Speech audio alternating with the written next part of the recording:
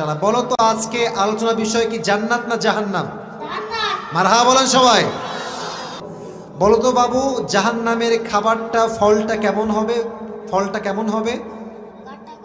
কাটা। মারহাবা বলে। ও যদি একটা শব্দ বলে এটাও অ্যাপ্রিসিয়েটেড, কারণ তার বয়স খুবই কম, ঠিক কিনা বলেন? জাহান্নামের পানিটা কেমন হবে? মারহাবা মারহাবা মাশাআল্লাহ। জাহান্নামের আগুনের তাপ দুনিয়ার আগুনের সাথে কত বেশি হবে? জাহান্নামের আগুনের রংটা কি কালারের হবে? আবু বকর রাদিয়াল্লাহু তাআলা আনহু তার বেতনকে বাড়িয়েছেন না কমিয়েছেন বাবু? কেন কমিয়েছেন? সেটা তুমি বাড়াইতে পারতেন, কমালেন কেন? কিসের ভয়ে কমালেন?